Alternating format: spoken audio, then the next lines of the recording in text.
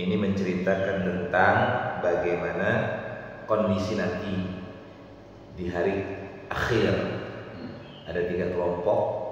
Ada kelompok ahli surga, ada kelompok ahli neraka. Tetapi di surga itu ada yang namanya al-ahli al-a'raf. Jadi penghuni-penghuni atau orang-orang yang berada di tempat-tempat yang tinggi. Itu tentunya di surga kalimatnya. Tetapi tempat-tempat al-a'raf ini adalah bagi orang-orang yang memiliki keistimewaan, gitu kalimatnya. Jadi bahasanya bukan lagi hanya surga al-jannah itu kan kebun-kebun. Jannah itu dalam makna dasar itu kebun, taman. Riyadhah min riyadhil jannah, taman-taman di taman surga. Jadi surga itu di antara al-jannah itu ya ada kebun-kebun yang rata.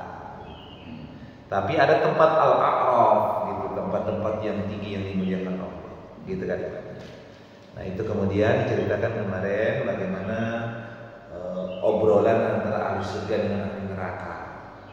Ahli surga dia membuat pernyataan bahwa dia sudah menemukan apa yang dijanjikan oleh Allah itu adalah kebenaran, yakni bahwa Allah masukkan bagi orang yang beriman dan beramal saleh ke surga. Nah, dia bertanya kepada orang ahli neraka, apakah kalian ahli neraka itu juga menemukan bahwa apa yang dijanjikan Allah itu adalah benar? Dan ahli neraka mengatakan benar, dan mereka menjadi saksi atas diri mereka sendiri bahwa apa yang difirmankan Allah tentang orang yang kafir, orang yang zalim, orang yang fasik, orang yang berdosa, ya, itu adalah ahli neraka. Begitu. Nah, kemudian orang-orang yang bertempat tinggal di bukit-bukit atau di tempat-tempat al-a'raf yang mulia dan tinggi, kemudian mereka memperhatikan bagaimana ahli surga. Maka kemudian mereka mengucapkan kepada ahli surga itu Assalamu alaikum. Jadi assalamu alaikum, keselamatan bagi kalian wahai ahli surga. Kemudian ketika orang-orang yang di Arab itu melihat kepada ahli neraka, maka bagaimana dampak akibat hukuman dan siksaan kepada ahli neraka.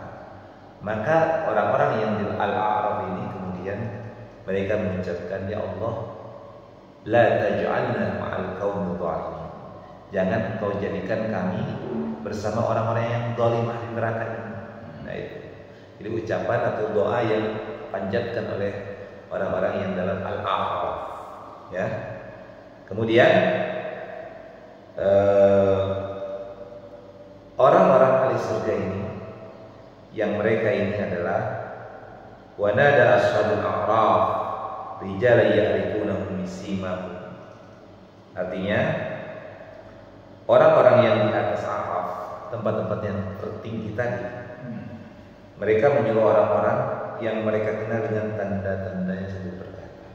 Artinya mereka menyeru orang-orang kafir yang mereka itu diberikan tanda sebagai ahli neraka. Apa seruannya? Ini bahwa sesungguhnya ma'aghna ankum jam'ukum wa ma kuntum tastakbirun. Tidak bermanfaat lagi harta benda yang kalian kumpulkan di dunia, dan kemudian apa-apa yang kamu sombongkan. Gitu kalimatnya.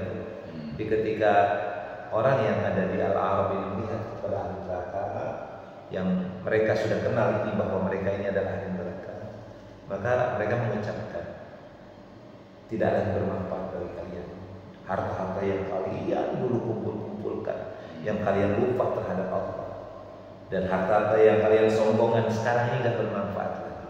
Kalimatnya begitu. Kemudian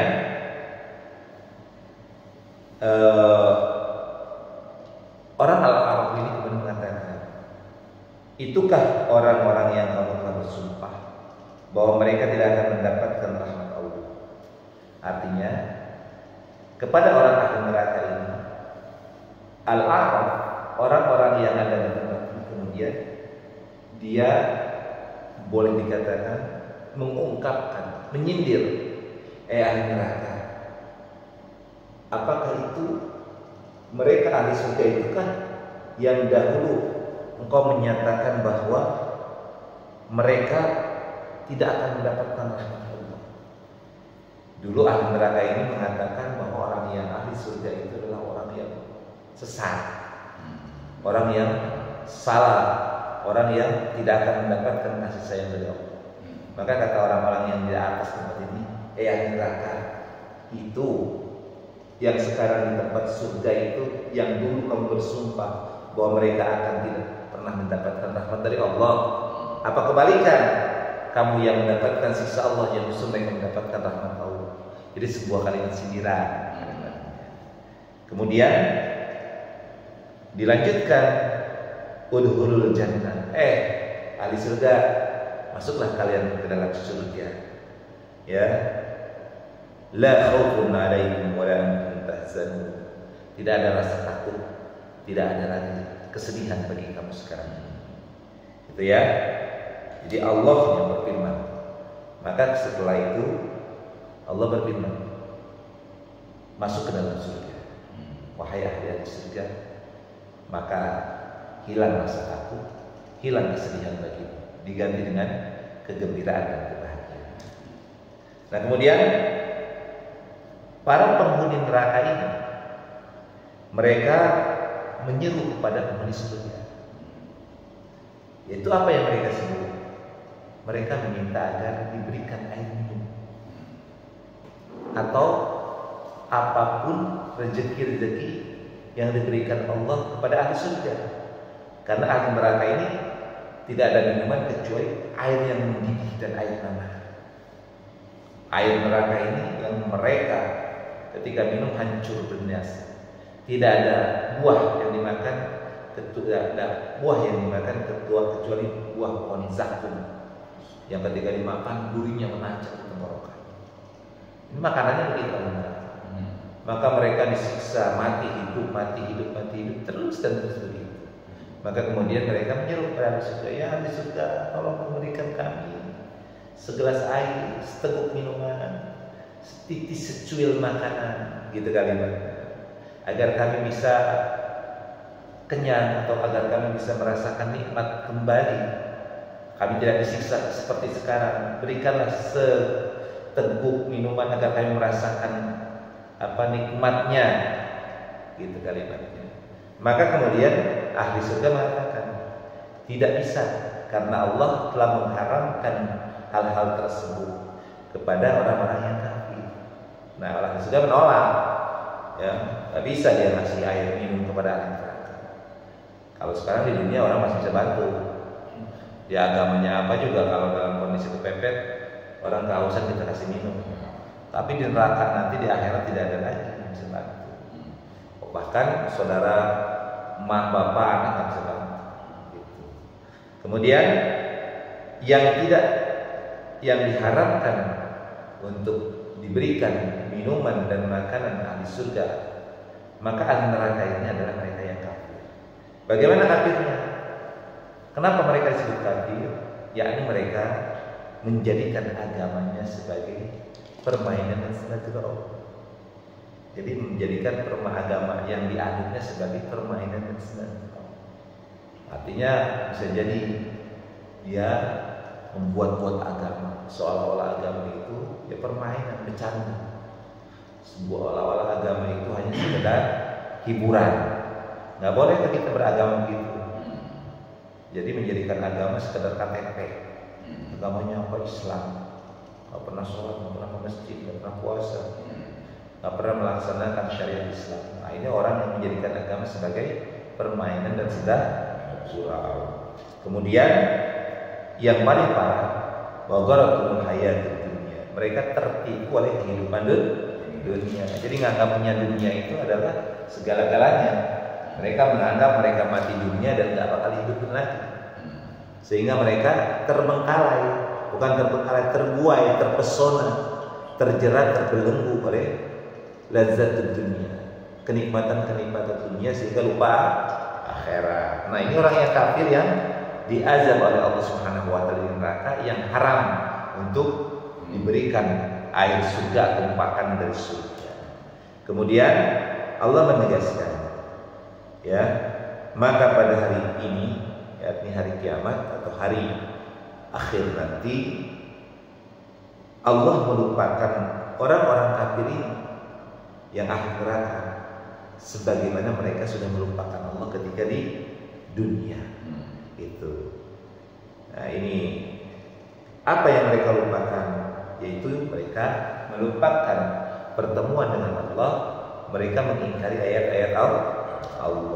Nah itu. Nah ini gambaran tentang bagaimana nanti ahli surga ahli neraka yang akan terjadi di yaumil akhir, proses-proses ketika surga dan neraka sudah diisi oleh penghuninya masing-masing. Nah kemudian baru masuk kepada ayat 52-nya. Walaqad ji'nahum bi kitabin fassalnahu 'ala 'ilmin hudaw wa rahmatan liqaumin yu'minun. Maka kata Allah, sungguh kami telah mendatangkan kitab Al-Quran kepada mereka yang kami jelaskan atas dasar pengetahuan sebagai petunjuk dan rahmat bagi orang-orang yang beriman. Artinya gini, Allah telah menurunkan Al-Quran kepada Nabi Muhammad SAW. Ya, kemudian Al-Quran ini menjelaskan berbagai macam hal berdasarkan ilmu Allah Subhanahu wa taala. Jadi atas dasar pengetahuan. Jadi kalimatnya ala ilmi, tentu ilmu Allah. Al-Quran ini dijelaskan berdasarkan ilmu Allah. Dan Al-Quran ini merupakan petunjuk dan rahmat. Ada petunjuk, ada rahmat. Nah, petunjuk artinya Al-Quran sebagai pedoman menjalani hidup kita manusia. Rahmat artinya Al-Quran akan mengundang kasih sayang, baik kasih sayang sama manusia, terutama kasih sayang Sang Pencipta kita Allah Subhanahu wa taala. Jadi rahmat, jadi kasih sayang dari Allah kepada kita. Dan sebaliknya bisa jadi kasih sayang dari kita kepada Allah atau kasih sayang di atas sama manusia. Untuk siapa? Untuk orang yang beriman. Jadi orang yang beriman, dia akan menjadikan Al-Quran sebagai petunjuk dan rahmat.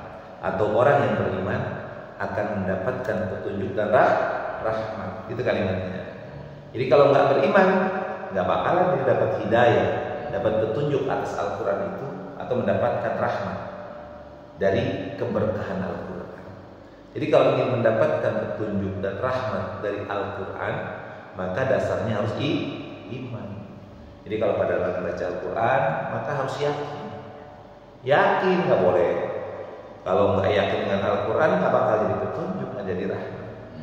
Dulu para ulama dahulu, konon saya juga tidak pernah melihat, tetapi ada kisah cerita. Ulama dahulu hanya dengan mengucapkan basmalah dia bisa berjalan di air, bisa melayang di udara. Hanya dengan mengucapkan satu lafaz atau satu kalimat Bismillahirrahmanirrahim. Itu artinya ada rahmat, ada karomah yang diberikan Allah kepada manusia-manusia, pada alim ulama-ulama. Itu karena dasarnya apa? Iman. Dasarnya yakin. Ya, padahal harus yakin. Kalau nggak yakin orang, ya udah ragu, repot gitu. Kemudian dilanjutkan kepada ayat berikutnya yang ketiga. Hal yang dulu illa ta'wila. Tidakkah mereka hanya menanti-nanti bukti kebenaran Al-Quran itu? Jadi tidakkah mereka hanya menanti-nanti bukti kebenaran Al-Quran itu? Yauma ya'ti ta'wilu yaqulul ladzina nasuhu min qablu. Pada hari bukti kebenaran itu tiba, orang-orang yang sebelum itu mengabaikannya. Jadi orang-orang sebelum itu mengabaikannya berkata, qad jaa rusul rabbina bil haq. Sungguh rasul-rasul Tuhan kami telah datang membawa kebenaran. Fahal lana min syufa'a wa yashfa'u lana. Kemudian maka adakah memberi syafaat bagi kami yang akan memberikan pertolongan kepada kami, au nuradu, atau agar kami dikembalikan ke dunia sehingga kami akan beramal tidak seperti perbuatan yang pernah kami lakukan dahulu. Kemudian wa dhalla anhum ma kanu yaftarun qad khasiru anfusahum, sungguh mereka sebenarnya telah merugikan dirinya sendiri, dan apa yang mereka adakan dahulu telah hilang dari mereka. Jadi gini kalimatnya, nanti di hari akhirat itu, di hari akhir ya,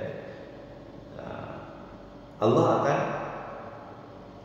seperti menyindir, wahai manusia, wahai orang kafir, tidakkah kalian itu menanti-nanti kebenaran daripada Al-Quran yang dibawakan?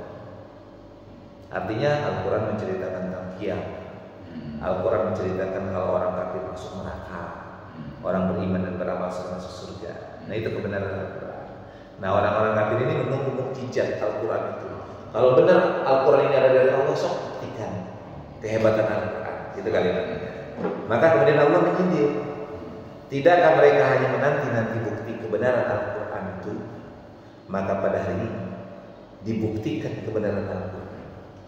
Ya, yang dahulu kamu mengabaikan daripada kebenaran Al-Quran. Kata Allah, Rasul-Rasul telah datang kepada kalian, dari mulai Nabi Adam sampai terakhir Nabi Muhammad SAW dengan membawa Al-Quran. Ya, maka kata Allah Subhanahu Wa Taala, orang-orang yang tadi dia di dunia tidak percaya dengan Al-Quran, bahkan mengabaikan Al-Quran, maka pada hari kiamat itu akan mengatakan bahwa sungguh benar Rasul-Rasul telah datang kepada kami, sungguh benar Nabi Muhammad SAW utusan Allah membawa Al-Quran kepada kami. Maka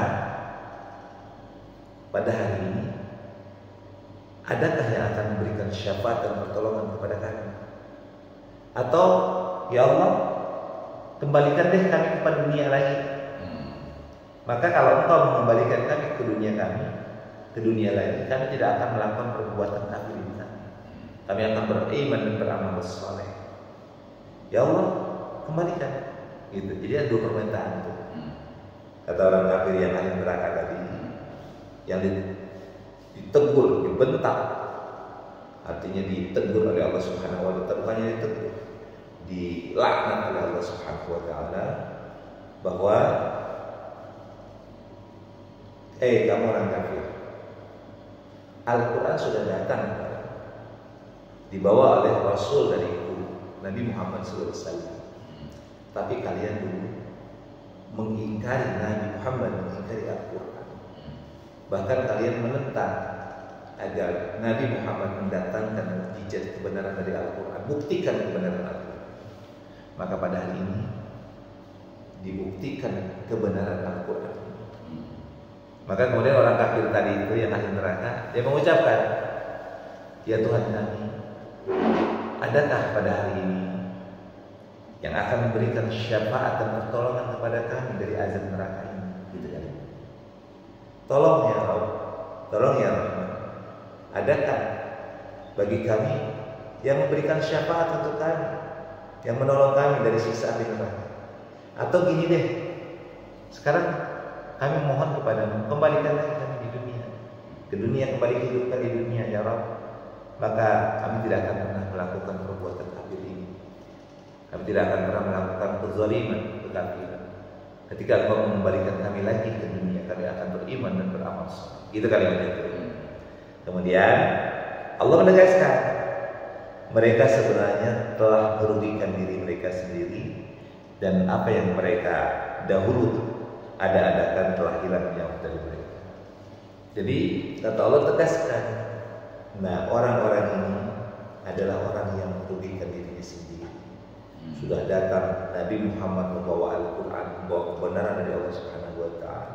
Seharusnya mereka beriman. Ketika mereka beriman dan beramal soleh dalam Islam, mereka memeluk Islam, maka dia akan mendapatkan surga dan kemuliaan dari Allah Subhanahu wa taala. Karena mereka kafir, tidak beriman kepada Nabi Muhammad dan Al-Qur'an, maka mereka sekarang masuk neraka. Sungguh orang-orang ini mereka telah merugikan dirinya sendiri. Dan apapun yang mereka ada-adakan, Tuhan yang mereka ada-adakan, agama yang mereka ada-adakan, maka pada hari ini hilang binasa. Gak ada lagi Tuhan yang mereka sembah di dunia. Harta yang mereka kumpulkan gak bermanfaat. Nah begitu kata Allah Subhanahu wa taala. Ya, kemudian dilanjutkan pada ayat yang 54. Inna rabbakumullahu alladzi khalaqas samawati wal arda fi sittati ayyamin tsumma istawa 'alal 'arsy. Sungguh Tuhanmu adalah Allah yang menciptakan langit dan bumi dalam 6 masa. Lalu dia bersemayam di atas 'arsy. Nah, kemudian yughshil laila bin-nahara yatlubuhu hafisa. Allah menutupkan malam kepada siang yang mengikutinya dengan cepat. Allah ciptakan matahari, bulan dan bintang-bintang tunduk kepada perintahnya. Musakhkharatin bi amri. Ala lahul khalq wal amr. Ingatlah segala penciptaan dan urusan menjadi hak Allah.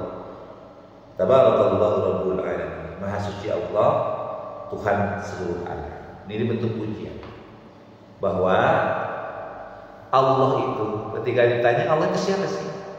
Maka jawabannya Allah lah yang menciptakan langit dan bumi dalam 6 masa. 6 masa itu ada mengatakan 6 waktu, 6 hari, kita mengatakan gitu. Masa itu bisa menunjukkan hari, menunjukkan waktu. Tapi Allah menciptakan langit dan bumi itu dalam 6 masa. Di mana Allah bersemayam di arsy. Arsy itu dikatakan sebagai tempat singgasana atau kursi. Makanya kita mengenal namanya ayat kursi. Ya, ayat kursi bunyinya gimana? Allahu la ilaha illa wal hayyul qayyum. Terus sinatu wa la naum lahu ma bis samawati wa fil ard man dzal ladzi yashfa'u indahu illa bi idzni ya'lamu ma baina aydihim wa ma khalfahum wa la yuhituna bi syai'in min 'ilmihi illa bima syaa' wasi'a kursiyyuhu as-samawati wal ard wa la ya'uduhu hifdhuhuma wa huwal 'aliyyul 'azim. Ayat kursi. Ayat kursi kita mengenal ayat kursi. Maka ayat kursi ini salah satu yang menunjukkan kekuasaan Allah Subhanahu wa taala. Maka Allah bersemayam di atas arsy-Nya. Kemudian Allah jelaskan kembali Allah tutupkan malam kepada siang. Artinya nanti setelah siang ada malam. Ini bahasa indah. Allah menutupkan malam kepada siang. Di siang yang terang ditutupkan oleh malam yang gelap gulita, gitu kan ya. Seolah-olah padahal kan itu perputaran matahari. Kan? Kalau siang berarti matahari sedang menyoroti. Kalau malam berarti benua sini sedang tidak terkena matahari. Gitu kan dibaca. Begitu kan? Nah, kemudian semuanya ya, bulan dan bintang-bintang tunduk kepada perintah Allah.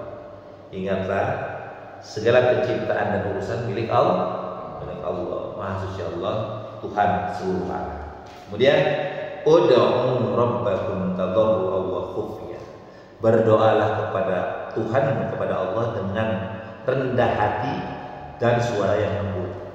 Jadi kalau doa, terutama doa-doa pribadi, maka doa ini dilakukan dengan merendahkan hati kita, merendahkan diri kita, dan kita meminta dengan suara yang lembut, suara yang merata. Jadi kalau pada lagi doa itu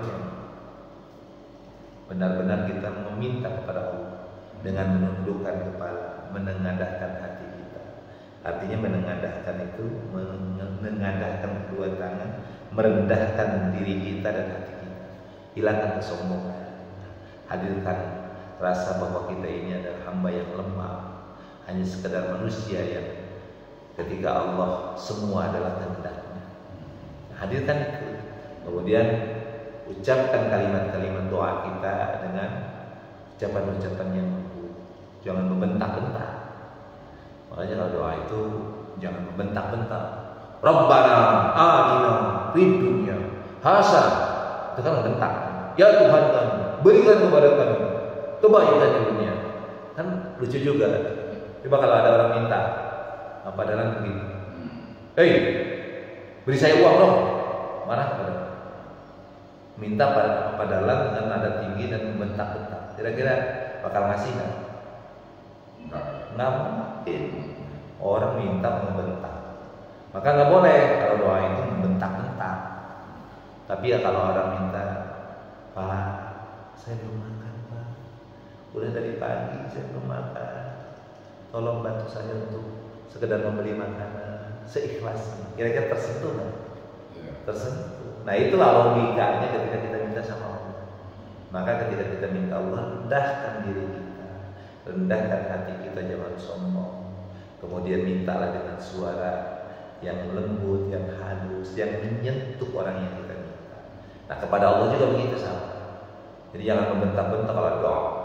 Rabbana atina fid dunya hasanah. Misalnya doa, ya Tuhan kami minta kebaikan di dunia, kebaikan di akhirat. Pelihara kami dari api neraka. Kira-kira enak kan gitu?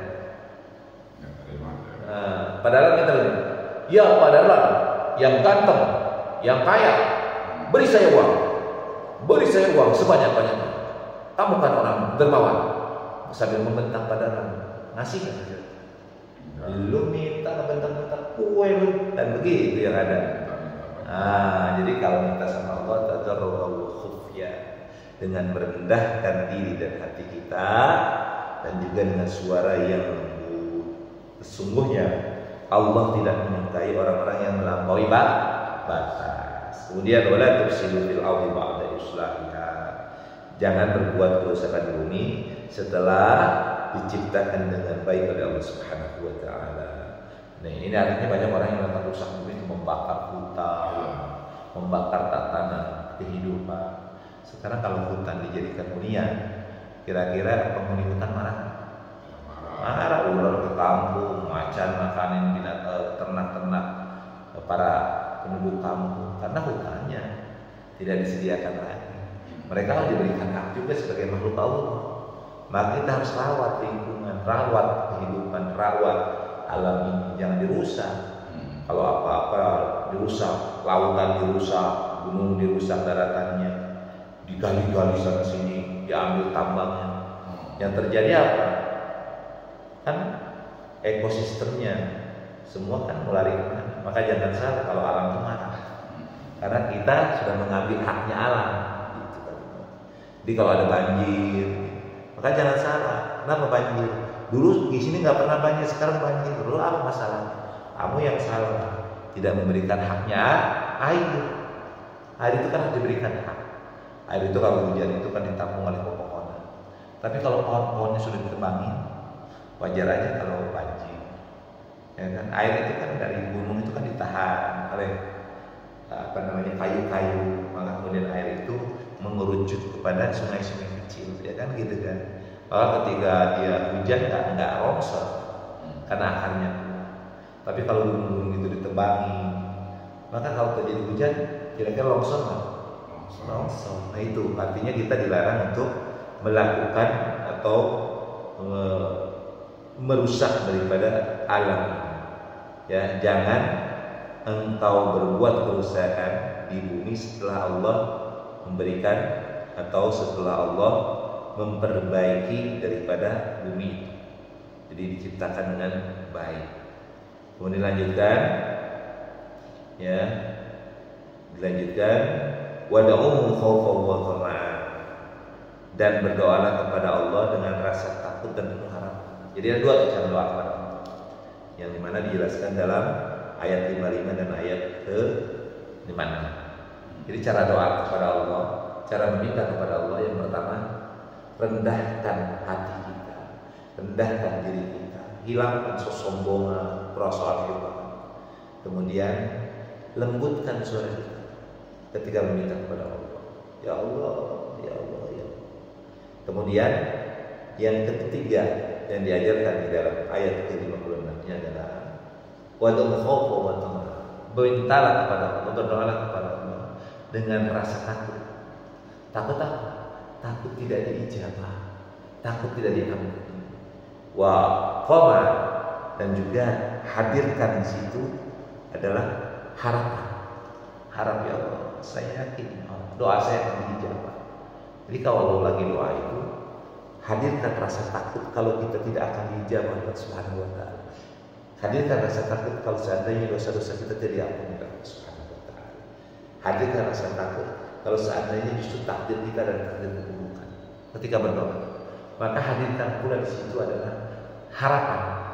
Antara takutan dan harapan itu hadirkan dalam doa kita. Harapan apa? Harapan bahwa apa yang kita minta akan dijawab oleh Allah Subhanahu wa taala. Kemudian inna rahmatallahi qaribun minal muhsinin. Bahwa sesungguhnya rahmat Allah sangat dekat kepada orang yang membuat kebajikan atau berbuat kebaikan. Jadi rahmat Allah itu bagi orang yang melakukan kebaikan dekat sekali. Misalnya pada bulan kebaikan itu dan banyak. Orang sholat, puasa, orang berinfak itu kebaikan. Maka orang yang melakukan kebaikan itu kata Allah Subhanahu wa taala bahwa orang ini dekat sekali mendapatkan rahmat dari Allah Subhanahu wa taala. Maka kalau orang rajin sholat, nggak pernah putus sholatnya, sholat sunnahnya juga nggak pernah putus, maka ini akan mendapatkan rahmat. Ya, hidupnya tenang, hidupnya rezeki mengalir dan lain sebagainya. Kemudian lanjutkan, wa huwa alladzi yursilu riyaha busyran baina yaday rahmatih. Allah lah yang meniupkan angin sebagai pembawa kabar gembira. Kemudian dilanjutkan, mendahului kedatangan rahmatnya hujan hatta idza aqad sahaban thiqalan sunan, sehingga apabila angin itu membawa awan mendung, maka Allah halau ke suatu daerah yang tandus, lalu Allah turunkan hujan di daerah itu. Kemudian Allah tumbuhkan dengan hujan itu berbagai macam buah-buahan. Seperti itulah Allah membangkitkan orang-orang yang telah mati. Mudah-mudahan kamu mengambil pelajaran. Nah, ini contohnya. Contoh Allah membangkitkan orang-orang mati itu diibaratkan dengan ada datangnya air hujan. Jadi ibaratkan begitu. Jadi pertama sebelum proses hujan itu Allah tiupkan angin. Tiupkan angin ini dia membawa kabar gembira. Maka kalau mau hujan itu biasanya anginnya kencang, ya kan? Kalau mau hujan biasanya angin dulu kencang terus. Ya. Nah setelah angin itu Allah baru munculkan awan mulai bergerak, mulai diisi dengan air-air, ya. Kemudian bergerak ditiup oleh angin itu. Kemudian setelah angin itu muncul mendung. Artinya awan itu mengandung hujan atau air hujan. Lalu Allah gerakkan awan hitam itu ke tempat yang Allah kehendaki. Nah, kemudian turunlah hujan ke daerah itu. Maka setelah hujan turun, dia menumbuhkan tanaman-tanaman. Berbagai macam tanaman tumbuh di sana. Maka itulah perumpamaan hari berbangkit ketika Allah menghidupkan manusia kembali. Gitu kalimatnya. Jadi bagi Allah gampang untuk menghidupkan dan mematikan seorang hamba. Maka kesimpulannya yang pertama kita diberikan anugerah oleh Allah Subhanahu wa taala Al-Qur'an. Kalau Nabi kita nggak pernah ketemu, tapi Nabi mewariskan kepada kita Al-Qur'an. Maka jadikan Al-Qur'an ini sebagai petunjuk dan rahmat bagi kita. Artinya baca terus Al-Qur'an, pelajari Al-Qur'an, amalkan tahap demi tahap daripada ayat-ayat Al-Qur'an. Kemudian Allah menjelaskan bahwa ketika kita berdoa maka hadirkan 4 hal. Yang pertama, rendahkan diri kita, rendahkan hati kita di hadapan Allah Subhanahu wa taala ketika berdoa. Jangan sombong, jangan doa antang. Yang kedua, lembutkan suara kita, penuh dengan ratapan kita memohon kepada Allah Subhanahu wa taala. Rendahkan suara kita, haluskan suara kita. Yang ketiga, hadirkan perasaan takut terhadap Allah, terhadap ancaman Allah, dan hadirkan rasa penuh harapan bahwa apa yang diminta atau didoakan oleh kita akan dikabulkan oleh Allah Subhanahu wa taala. Dan yang terakhir, bahwa Allah pasti akan membangkitkan kita di hari akhir nanti, dan hal itu sangat mudah bagi Allah Subhanahu wa taala. Ada pertanyaan? Cukup. Shadaqallahul azim. Alhamdulillahirabbil alamin.